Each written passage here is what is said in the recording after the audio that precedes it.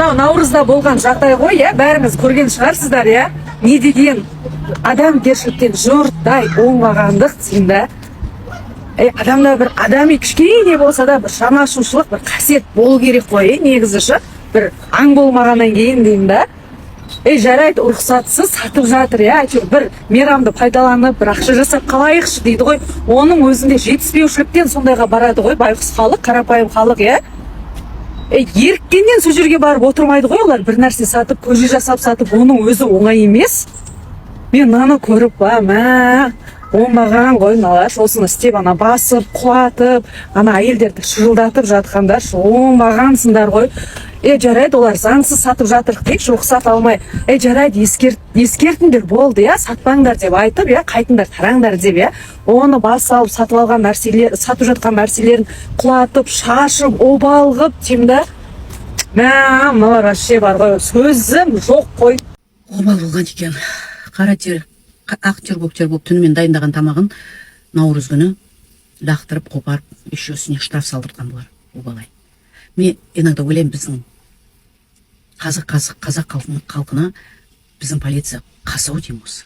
Неге разрешение бермеске, неге сол туралы ойламасқа, мен қазір кәдімгі осындай серьезный әңгіме қозғап тұрмын да, неге соны қозғамасқа? Бүкіл ел бойынша жәрмеңке бар. Ярмарка дейді ғой, орысша айтқанда. Жәрмеңке, пятница, суббота, воскресенье. Ярмарка по всему миру. Европада болдым, Францияға барсаң, жерге клеенкасын төсеп қойған кілең қара негрлер сатып тұрған сувенирлерді. Эйфелева башня, не керек, соның бәрін сатып тұр.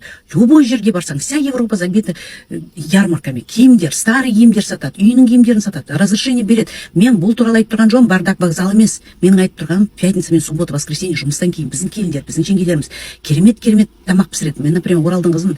Район көп, біздің Қазақстанда не көп, райондар көп. Балалар ойнап отырады, су ішейін десе, су жоқ, магазинге барып очередьқа тұрады, онан алатындар кола мен спрайт и миринда газированный, да, керек емес. Неге сол көжені күн сайын пісіріп, біздерде выходной күні сатпаймыз? Неге сол наурызды күтіп отырамыз?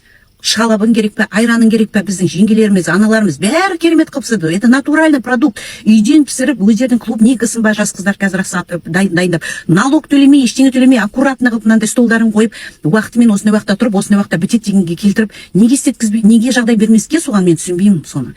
Кішкене ақша істеп алады ғой. Біз, например, менің балам жемеген, например, пончигін бір әйелдің қолынан алып жейді, тамақ дайындап келген. Бауырсағыма не керек? Да, неге күшті қылып пісірмеске? Осы Таиландта тұрып жатырмын, осында ярмарка, осы на каждом шагу здесь.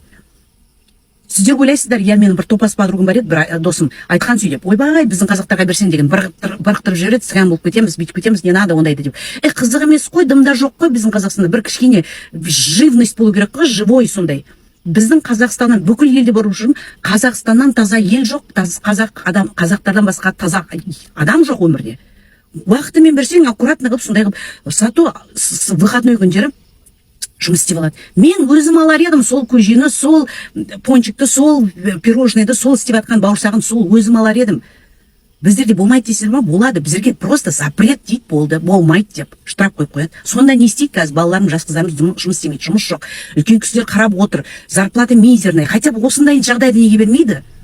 Жоқ, оны жылына бір наурыз күтеміз, ол наурызға жарты жыл бұрын разрешение алуымыз керек, біз оказывается осындай жерге осындай стол алуың керек, оның ақшасын төлеуің керексің, еще лицензия алатын боларсың, разрешение оған қосылады.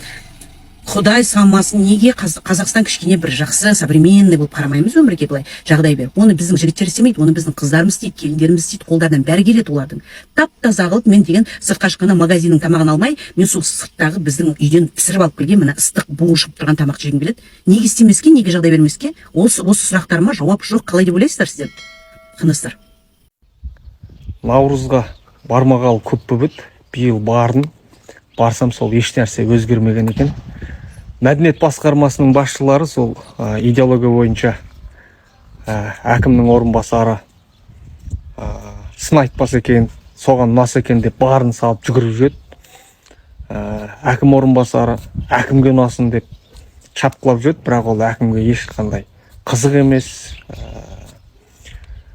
Негізгі бағдарламалардың бәрі сол әкім келген кезде басталады. Әкім кеткен кезде саябырсиды, тынышталады. Жан берген жүгірістер азаяды. Сонда қарап отырсақ, біздегі наурыз мерекесі сол әкімдер үшін ұйымдастырылады. Ал негізі сол жерде шапқылап жүретін сол байқағанымыздай сол бұрынғыдай сол мұғалімдер екен. Мұғалімдер ыдыс аяқ көтеріп, тамақтарын тасып, тамақ беріп, киіз үй тігіп, сөйтіп жүгіріп жүреді. Биыл Өскемендегі Наурыз маған ерекше ұнады. Облыс әкімі елдің алдына шығып ән айтыпты. Халықпен бірге. Бұл Наурыз деген негізі миллиондап ақша төлеген әншілердің концертін қарау емес, олардың фонограммасын тыңдау емес.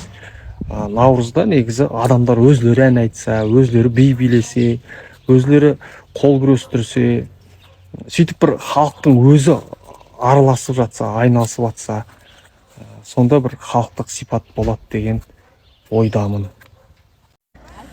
Қайырлы күн, қалайсыздар? Біз сол бағанаға салған видео үшін келіп тұрмын. Мына жерде жеңші міне. Бүгін 22 наурыз, қазақтың ұлттық мерекесі. Әз Наурыз мейрамы. Біздің жақта міне тып-тыныш барлығы. Ешбір ән, музыка дымда жоқ. Мына жерде кеше қойған байнерлердің барлығын жинады. Барлығын алды кеше. Оны негізі отчет тапсыру үшін ғана істеген ғой. Көз бояушылық. Бір 15 минут, 20 минуттық өздерінің видеоларын жазды. Артынан біраз сағатқа жарайды әндерін айтқызды. Содан болды. Бүгін мында тымда жоқ мына жерде. Қараңыздар. Біздің әкімдарлар жүріп қазақты сыйлауды білмейді. Мен көзім уже жетіп келе жатыр қаншама реттен бері. Міне қараңыздар. Кигіз үй тігілді. Есігі замокпен. Не үшін тігілді бұл? Видеоға түсіру үшін тігілді. Кеше әкім өзі аралап жүрді, видеоға түсірді, болды. Біз айтамыз да, орыстардың жаңа жылы болады, иә? Орыстардың жаңа жылы болғанда 15 күн бұрын, 16 желтоқсаннан бұрын елкасын тігіп тастайды. Мен сол мәселені осы жерде біраз жыл тағы қозғағам. Биыл 16 желтоқсан өткеннен кейін тіпті. Бірақ 15 күн олайдан, иә? Қайтып қаңтардың 15-не дейін 30 күн тұрады. Мына жерде музыка деген тұрады. Боранда, аязда, дауылда, мына жерде шырша құламайды, аязда құламайды. Жасан нәрсесі құламай тұрады екен. Ал мынандай аспан ашық, күн жылынған уақытта біздің қазақтың Наурыз мейрамына тігілген нәрселері құлап қалады екен, сынып қалады екен, бүлініп қалады екен. Бұл қандай батпан құйрық? Айтыңыздаршы. Мен уже бүгін таңертеңнен бері осы маңайда жүрмін. Әкімдерге де шықтым, бәрілері жауап бермейді. Осы арқарайда менің осы видеомды таратып, осы әлеуметтік желіде қолдауларыңызды сұраймын. Өйткені біз қазақты қолдамағанда қашан бізді кім қолдайды, айтыңыздаршы. Мынау не сондай, мынау деген 22 наурыз күні. Бұл деген біздің әкімдердің қазақ халқын сыйламайтындығы, тек қана ақша, әр мерекеде бюджеттен ақша бөлінеді. Біздің Наурызға бөлінген бюджеттің ақшасы қайда? Неге жұмсады? Бағана байнерлерді әкелгендер айтады, біз спонсор ретінде бір күндік қана әкелдік дейді. Айттым мен ары қарай 2-3 күндік ақшасын өзіміз төлейік деп. Біздің қазақтар бір мазақ секілді әкімдерге бір ғой. Мазақпыз, тек қана бюджеттің ақшасын жейді, отырады, болды.